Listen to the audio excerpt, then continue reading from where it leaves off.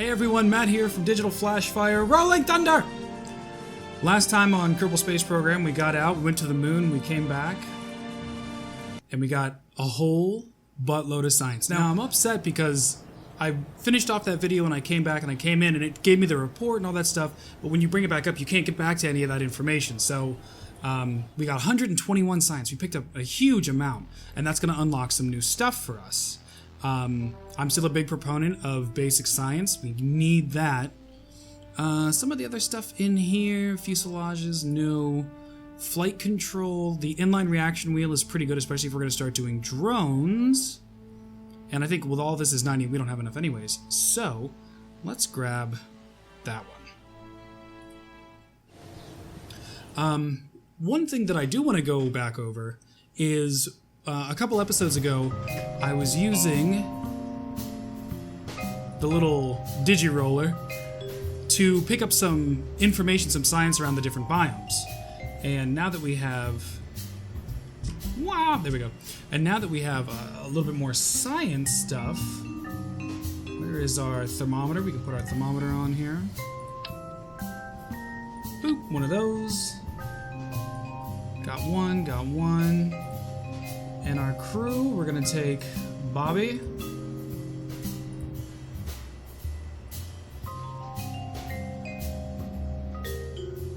And we're gonna launch. And what a beautiful nighttime launch. And if this were a plane, I'm sure it would be wonderful.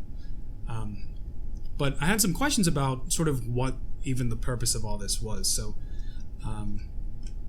we're gonna use our throttle here, and we're actually gonna engage that engine, and we're gonna start making our way. So as you look at each, we want to keep this low, use the brakes a little bit. You don't want to go over like 15 to 20 meters per second, because if you hit something, you'll explode. And if you've seen the other videos, I have a tendency to do that. But as you go to different planets, you've got highlands, lowlands, mountains, deserts, in the ocean, above the ocean, all the different planets. You're in a crater, you're on the dark side, you're high above, you're below, there's different things. And in order to help get you extra science when you need it, they've actually worked in that every single building on that map is its own specific biome. Now, it doesn't net you a lot of science, unfortunately, but you can always pull little bits here and there. Make sure I get my speed back up. Not too fast now. Ooh, slow it down. So we'll hit the brakes here. And I think this is one of the buildings, I forget which one. And we apply the brakes so we can't move. And let's do a crew report. This is from R&D, from research and development. So I'm outside the research and development building, and this counts as its own biome. Just like the launch pad, the air, the runway, all that stuff. So, cruise assessment of the situation. Observe the materials bay from R&D. Little signs of change. Keep the data, get the mystery goo, observe the goo, and we had a thermometer. Oh, it's still kind of sitting there, and we can log the temperature. Temperature readings are quite literally nominal. We grab our scientist here, we step him up. Now, I can grab all of this data, collect data, and since he's a scientist, I can restore the experiments. Take data, and that one restores on its own. And because I am at the R&D department, which is its own thing, I can take a surface sample from R&D, another 9 science.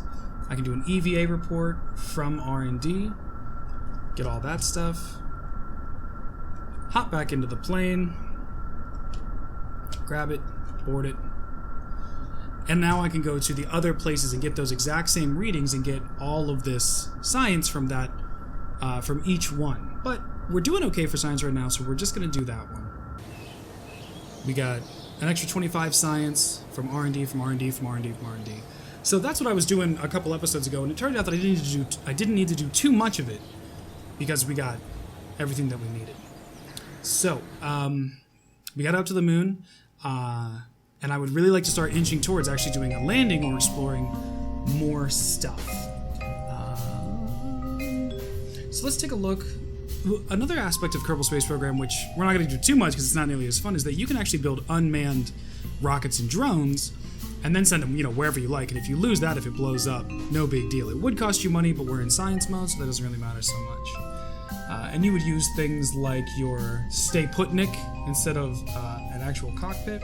And then from there, it's pretty much the same thing. That's where the inline reaction wheel comes in, so you can get your pitch and yaw. Actually, you know what? Since we're talking so much about it, why don't I go ahead and build one, and we'll fire it up and we'll play around with it, and give me a second to build one here. What we're going to do is we're going to start with what we already have. We've got our severely massive initial stage launcher. The reasoning for using this many, it's not really economically feasible because it burns a lot of fuel, but the greater change in momentum that you can get, the more punch you can get, the easier it is to carry that up and out. And when you're down at the surface level, there's wind resistance, there's gravity, there's air density. You need to fight all of that stuff. So, and we're not wasting any money, so let's just put the big ones in. This seemed to go okay, everything seemed to go okay, and our last thing is where our Kerbal would go, right up here at the top. So, everything else is fine. And we're going to trash this, and we're going to grab a Stay Putnik. Bring this back up to the top, and we're going to set him up for some basic science. Put a Science Junior. We'll do 2, just in case we want to do a high orbit and a low orbit. Put some goo on there. And we can actually do thermometers as well. Just put these, I guess, right here. It doesn't really matter. We only need 1 thermometer. So we'll just put it right on the top, I guess. Boop. Actually, you know what would be smarter? Put this over here, and because all of this is going to use so another thing that we got is the inline reaction wheel, and it's going to burn electric charge, but since you don't have a pilot, it's going to give you pitch, yaw, and roll torque so you can turn your vessel around, and that torque comes from where the inline reaction wheel is. So I mean, if you're getting really specific, you can put it in certain parts, and I'm going to put it in between these two because this is going to be my vessel here. Now we're also going to need to get our communication. Let's see, 7 minutes per second, 1.2. This is our better one. We're going to take a few of these. Let's make it look futuristic. You know what? I like the other ones better. These ones can hide. That looks terrible there. We'll put them here. That's what we're going to use to send off our signal back, because this guy's not coming back. We're not planning on him coming home. After that, we've got these 2. Battery packs. Now, there's better versions of all of this stuff, but for right now, we're going to want a lot of battery packs. So why don't we do... There we go. And in order to... Do I have my solar panels yet? Rear panels... Landing struts... Oh, I do not. So there's an extra step where you can take solar panels and put them on and recharge those batteries, but we unfortunately do not have those panels yet, which should be a thing that we should probably look into. And we're gonna call this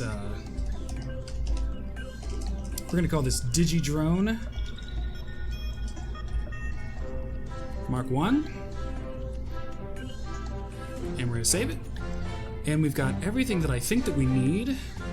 Everything's going to launch exactly the same, except we're going to be left with this up here. Oh, you know what we don't need? We don't need this guy anymore, so let's get rid of that. It's always important to check your push, your thrust, center of mass, and I don't really expect us to have too many issues. Once this comes off, we're then looking at this. Once this comes off, we'll be in space, hopefully. And we'll have all that. So, put this bad boy back together. Everything looks good, and I will see you on the launch pad. It's a beautiful night for this. And this looks good. You're going to notice that there's no pilot down here. There is nobody coming with us on this one. Let's turn on our SAS. Just double check. This will fire. That'll relax. We'll have that. And we look good to go. And we're going to try to incorporate a little bit of a gravity pull here, so we're going to start leaning a little bit and see if it can't carry us out. And lift off.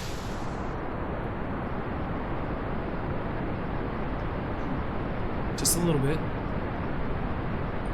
Man, every time I do this, every launch, whether it's a success or it's a failure, it's just one of the coolest things. We have to be careful. We're going to start hitting a lot of wind resistance, and because of the amount of thrust that we have, we're going to take a lot of resistance. So if something's built wrong on here, it'll start to go crazy on me. And we are up. Let's take a look real quick. Let's get us to about 55, 7, 8, 9. So this actually will get us up into outer space, which is pretty fantastic. And we are cooking. Wow. So I'm going to hit that. I shouldn't have, but... Oh, no. Oh, no. Yeah, the moment I did it, I knew I shouldn't have. I have to separate those two. So, since we're not using kerbals and there's no lives on the line, we're going to use the revert. We're going to go back to launch. And it puts us just right back where we were. Now, I try to keep myself to, if I have a kerbal, if it's a real-life launch, I don't do that stuff if I can help it, unless I'm testing something. But for this series, when I put a kerbal in a ship, we're going to follow it all the way through. But we're not doing any of that right now. And that would have gone very poorly. So let's just get right back up into it. A light tilt. There we go. It looks good. And while we're doing this, I'm going to come over here. I'm going to add an extra phase, and I'm going to put the stack separator on its own, which is what I should have done in the first place. And we're going to let it sit. We don't want it to catch too much. We're going to watch it again. And if everything goes the way that it goes, we should actually be close up into orbit before we have to worry about anything else. Man, it's getting hot, though. Oh, I don't like that. Past 70, we are in space. 86, 85. So now we can safely blow those off without having to worry about anything else. And we'll take a look. Now this is declining because I'm still hitting wind resistance through the atmosphere, and that will slow down the higher and higher that I get. But we've got about 2 minutes until I get up to the top. And before that, I'm going to try to translate some of this. We'll wait until about 40. I'm going to try to translate some of that cross-axis. So I'm going to actually start to tilt this guy, and I'm going to fire my rockets on a 45-degree angle. And the amount of... We hit 50. So this is going to be about where we shoot it. And... Now this... I'll go ahead and fire this. Where are we at? 82. I don't want to lose too much more speed, so I'm going to hit it now. Now, the launch that I'm doing is very rudimentary. There's very finessed ways of using very little fuel to make something like this happen. I'm going to tilt it a little bit more. But this just gets the job done, really, honestly. And now you can see we're getting up. Am I out already? I am out already. Set up a quick maneuver here, just because I like to see these things. And we get our periapsis and apoapsis to get around the same, 119, 127. That's our maneuver. And so we can see how much thrust we have. We hit this. And now this is saying that I'm going to need to fire for about 2 minutes and 20 seconds to pick up the meters per second I need in order to get back into orbit. We've gone through this before. So, I will get there, and we'll come back into it. For now, back up in orbit. You'll see that this is a satellite. And you can usually split these in half to sort of work as a little bit before and a little bit after. If you hit it right on, you just start punching down because you've lost a lot of your momentum. And I'm going to wait until 1 minute. And I'm going to go ahead and fire that. Now we are above the atmosphere, and this has a great conversion rate on the fuel, and we brought some extra. So this is going to go down very, very slowly. And we just watch it grow. I can't speed up time when the ship's under acceleration. So we'll just watch this and I'll speed it up in the video so we can just watch it grow. But there's really nothing too much to cover here. We're just letting this take its course and get us around.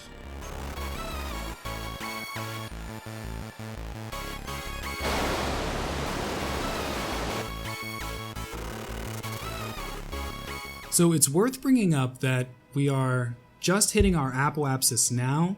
We're a little more than halfway through the burn and we've got about 30 seconds left. And that's just right because we're going to be leveling off very nicely and we're not really fighting gravity and we're not losing velocity. So now we just have to wait. Minor adjustments to keep us going in the right direction. We'll look at Kerbin. And now we can start to watch this grow.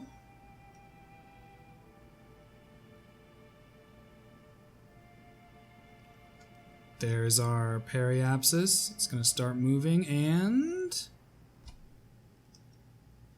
120, 130. Beautiful. We've got a good amount of fuel left and we have a nice little orbit around Kerbin. So one of the pitfalls that you run into is, I don't have solar panels either, which is really rough. I'm going to turn off my SAS.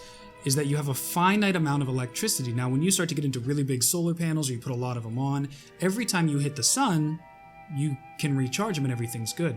And rockets themselves do generate some electric current as they fire. So I'm at 590 now. If I fire the rockets a little bit, which will throw me off course, so I'll do that later, it'll recharge my battery packs. But I've only got this much battery to use, and everything that I do through the drone, including making science work and communicating it back, is going to use electric charge.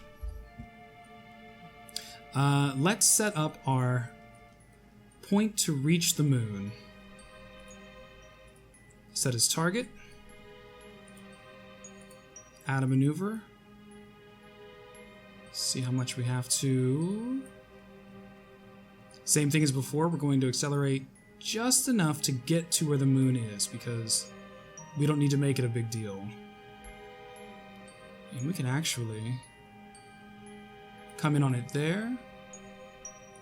If we bring this back,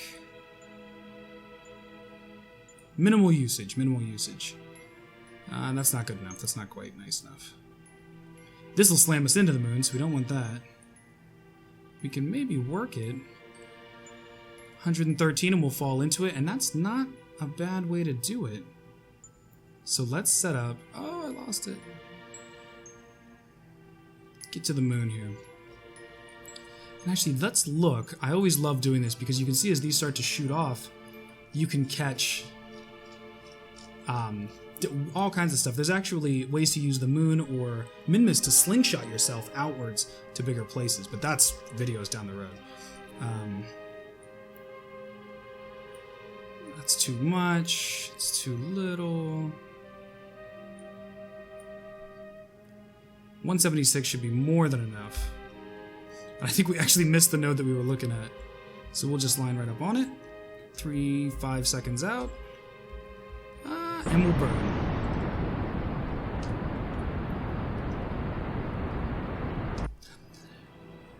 And it's not going to affect our trajectory too much at all. We were a couple seconds after, but we're in space. So, I'll fast forward through this and we'll get there when we get there.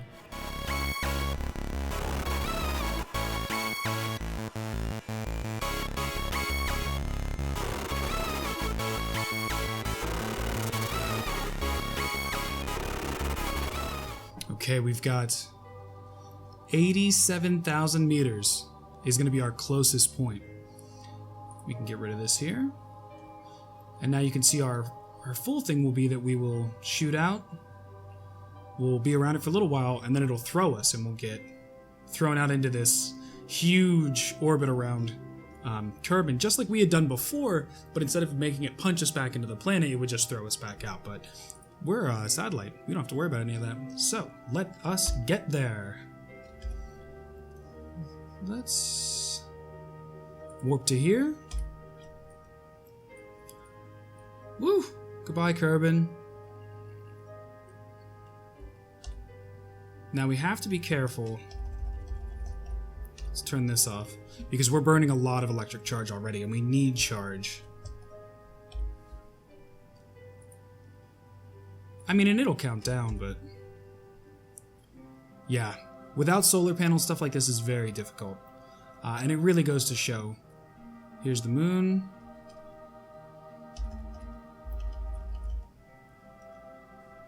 Just awful. We are really losing a lot of electric charge. Well, hopefully we can get close enough.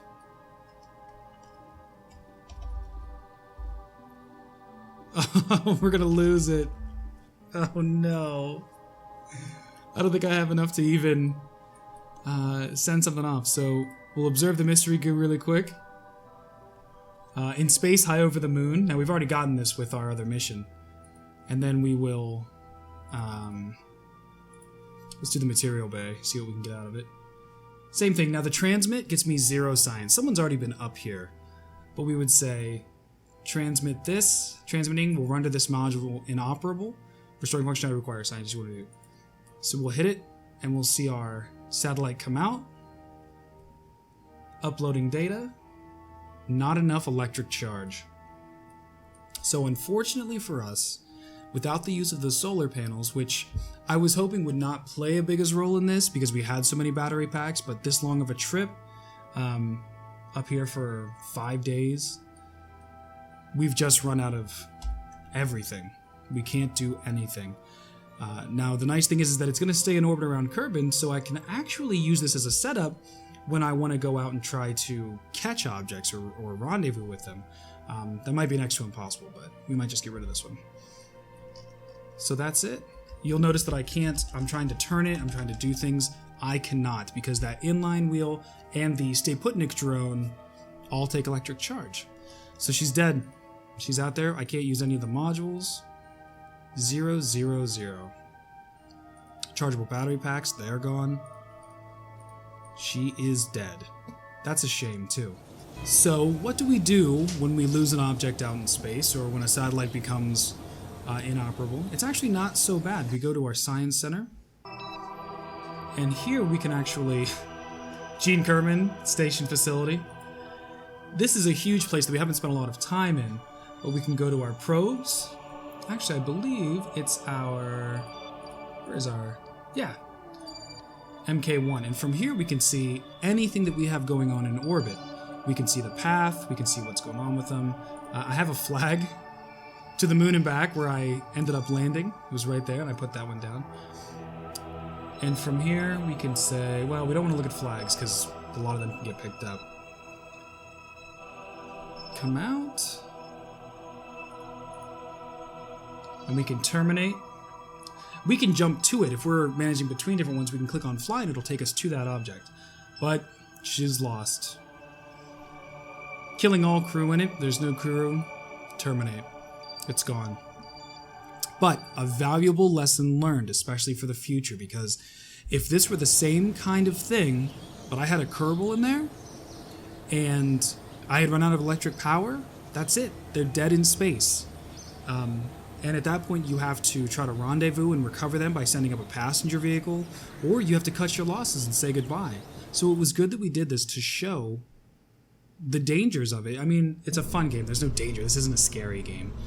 But there are things that you have to keep in mind at all times. Utility, radiator panel's not going to do it. Nothing. So let's take a quick look at our Science Center and see what we need to get, because if we're going to start running longer missions, we need those solar panels. Even if I would have done that same mission to somewhere else, I would have needed those solar panels. So, general construction, no. Electrics, 90. That's going to give us a better version of the probe and our photovoltaic panels. And they output 21 electric charge per second. Put 4 of them on there. And as long as they're somewhere near the sun, you're not running out of energy. So now we need to think about, we're at 57, we need another 40. It's tricky. It is tricky. I'm willing to think that I could pull that 40 from just running around to the different biomes around here and doing that. But I think that maybe one more launch and trying to get to the moon and back might not be so bad. So we'll leave it here for this one. I think this was a really good introduction to how the drones work, and in the future when we want to scope out planets and look for things, we're going to use a lot more drones. And as we start to work towards building our first space station, we're going to use a lot of drones to get things up there, disconnect them, drop it back in. And this is just a really valuable lesson to learn, that I think when you're just playing the game, you don't really think about it, but electric charge can be the death of you, quite literally. And we didn't lose anybody this time, which is fantastic. So I think that I'm going to start building up towards making another moon pass, and we might even try to land on it just once, because that would be pretty cool. This will be it. Guys, thank you so much for another episode and enjoying it. Like, share, subscribe, comment. Please tell me what you want to see. If you have any ideas where you want me to put a flag somewhere, I'll do my best to try to land and put a flag with your quote on it, which would be really fun. And I'm Matt from Digital.Flash.Fire. Thank you so much, guys.